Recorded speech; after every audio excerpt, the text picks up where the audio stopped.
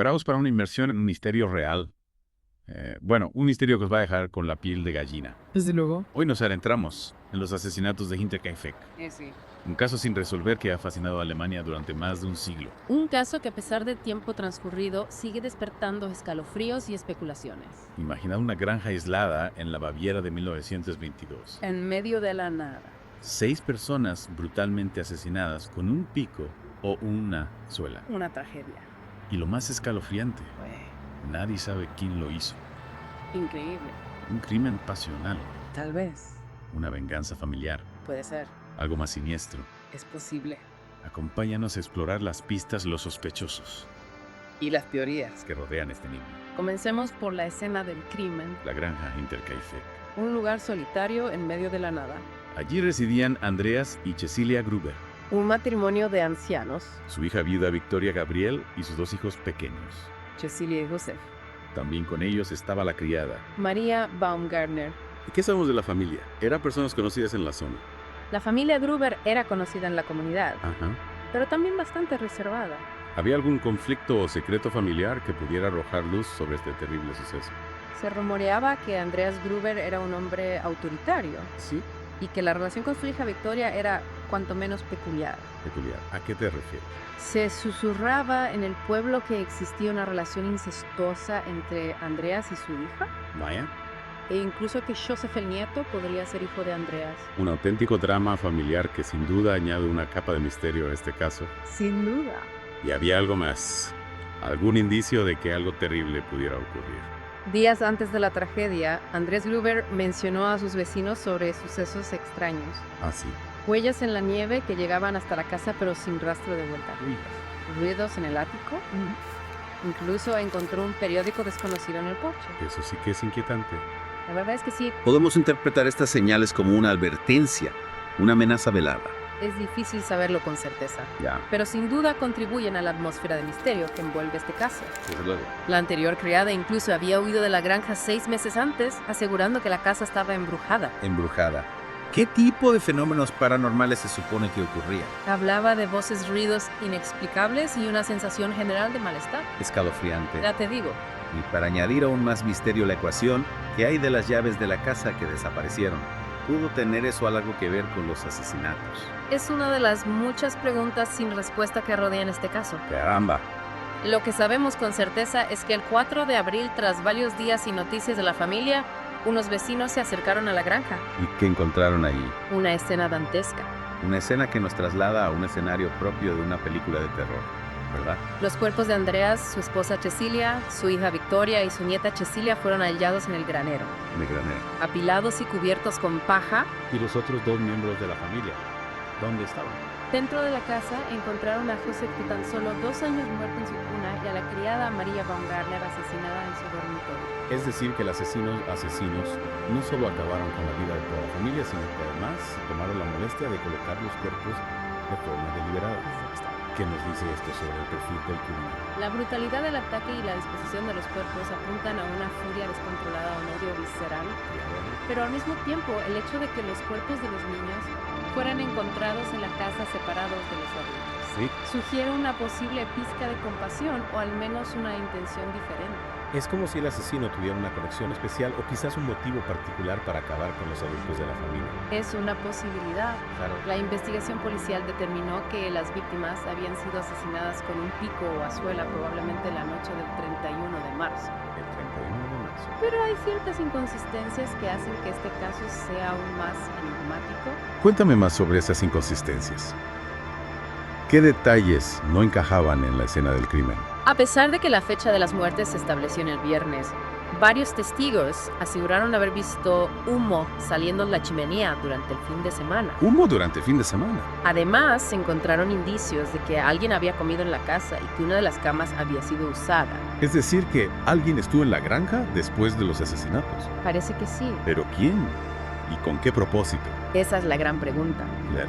Los investigadores descartaron el robo como móvil, ya que encontraron dinero y joyas intactas en la casa. Entonces, ¿qué pudo haber desencadenado semejante brutalidad?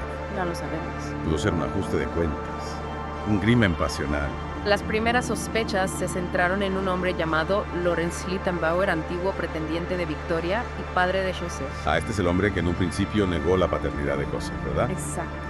Su relación con Victoria era complicada. Pero me estás diciendo que Andrés Gruber, el padre de Victoria, podría ser el padre de José. Correcto. Schlittenbauer acusó a Andreas de ser el padre, pero luego reconoció a Joseph como suyo. Vaya lío. Sin embargo, más adelante volvió a negarlo. Una auténtica telenovela familiar. ¿Y cómo encaja Schlittenbauer en la investigación? Su comportamiento en el funeral de la familia fue extraño, y algunos testigos afirmaron que el perro de la granja que conocía a Schlittenbauer le ladró agresivamente cuando se acercó. Interesante. ¿Y qué hay del marido de Victoria, Carl Gabriel? Creímos que había muerto en la Primera Guerra Mundial. Supuestamente había muerto, pero su cuerpo nunca fue encontrado.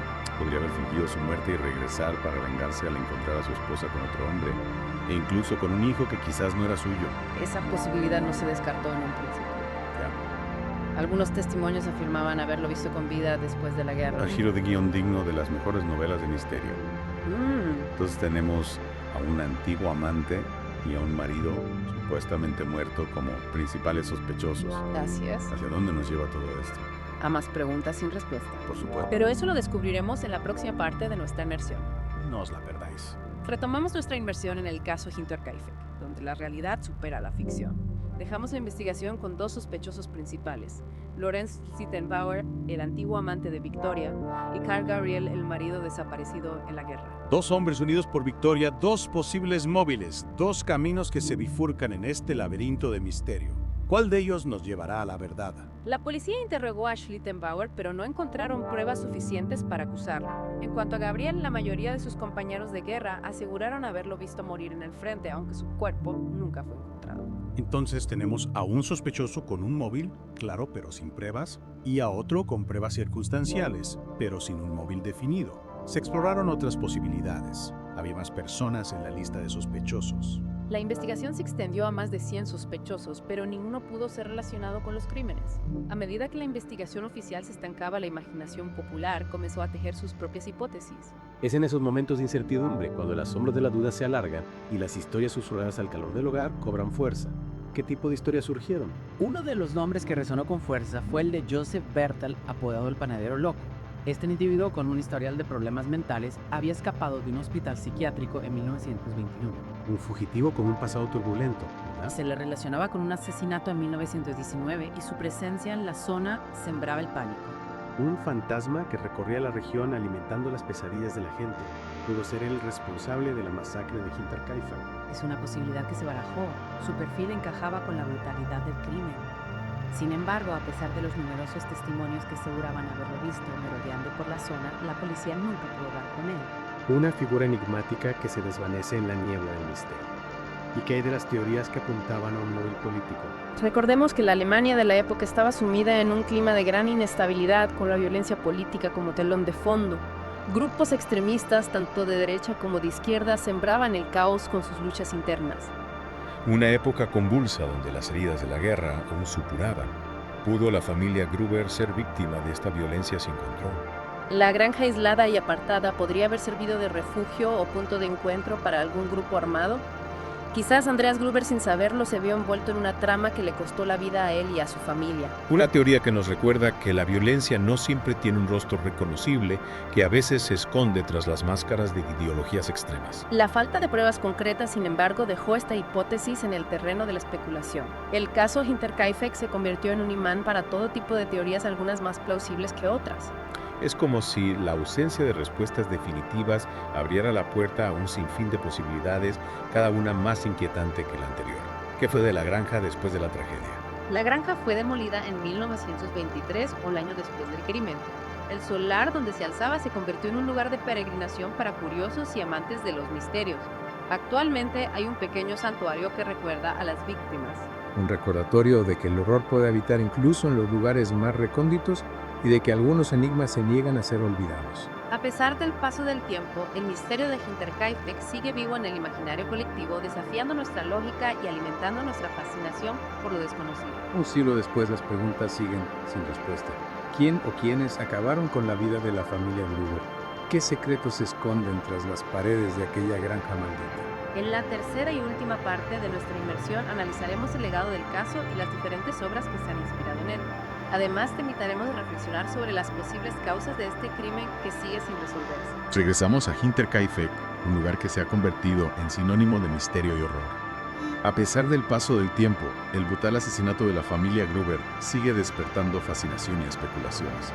Tras explorar los detalles del caso y las diversas teorías que lo rodean, me pregunto, ¿cuál es el legado que ha dejado este suceso? ¿Cómo ha impactado en la cultura popular? La historia de Hinterkaifeck, con su atmósfera de misterio y su final abierto, ha servido como fuente de inspiración para numerosas obras literarias, cinematográficas e incluso musicales. Es como si la falta de respuestas definitivas hubiera actuado como un catalizador para la creatividad. ¿Puedes contarme más sobre esas obras que se han inspirado en este caso? Existen al menos 3 películas que llevan el nombre de Hinterkaifeck. Sí. La primera data de 1981, la segunda de 1991 y la última titulada Hinterkaifeck se estrenó en 2009, con Benno Furman y Alexandra María Lara como protagonistas. 3 películas que imagino abordan el caso desde diferentes perspectivas, explorando las diversas aristas del misterio. Exacto, pero el cine no ha sido el único medio en retratar este suceso. En 2006, la escritora alemana Andrea Maria Schenkel publicó la novela Tannot, una ficción inspirada en el caso. Interesante. También la novela francesa, La casa asesinada de Pierre Magnat, toma elementos de este crimen, aunque con ciertas licencias creativas. Es curioso cómo un mismo suceso puede dar lugar a tantas interpretaciones diferentes, cómo cada artista proyecta sus propias visiones o obsesiones sobre el lienzo de la realidad. Incluso la música se ha hecho eco de este suceso. El músico de dark folk Dan Barrett, bajo el seudónimo de Gilles Corey, lanzó un EP titulado Hinterkaifeck en 2013. La portada del disco muestra una fotografía de la granja. Un recordatorio visual de la fuente de inspiración de ese lugar maldito que sigue resonando en el imaginario colectivo. Todas estas obras a su manera intentan dar respuesta a las preguntas que nos hemos estado planteando. ¿Quién cometió los asesinatos? ¿Cuál fue el móvil? ¿Qué ocurrió realmente en aquella granja? Y aunque las respuestas definitivas sigan siendo esquivas, la persistencia de este caso en la cultura popular nos habla del poder de lo desconocido, de la fascinación que ejerce sobre nosotros lo inexplicable. Es como si el misterio de Hinterkaifeck actuara como un espejo reflejando nuestros miedos más profundos, nuestra necesidad de encontrar un orden en el caos. Pero más allá del misterio de Hinterkaifeck también nos invita a reflexionar sobre la naturaleza humana, sobre las sombras que se esconden en el corazón del ser humano. Pudo tratarse de un crimen pasional, de una venganza largamente planeada, o tal vez de un acto de locura sin sentido. La ausencia de un culpable claro nos deja con un vacío, una herida abierta en la historia. Un vacío que en cierto modo cada uno de nosotros intenta llenar con sus propias especulaciones y teorías. El caso Hinterkaifeck es un recordatorio de que a veces no hay respuestas fáciles, de que el mal puede manifestarse de las formas más inesperadas y que la verdad puede permanecer oculta para siempre. A pesar de la tragedia, la historia de Hinterkaifeck nos enseña la importancia de la memoria, de no olvidar aquellos sucesos que, aunque oscuros, forman parte de nuestro pasado y nos ayudan a comprender mejor el presente. Y con esta reflexión concluimos nuestra inmersión en el misterio de Hinterkaifeck. Un caso que, aunque sin resolver, sigue vivo en el imaginario colectivo, desafiando nuestra lógica y recordándonos que a veces la realidad puede ser más escalofriante que cualquier ficción.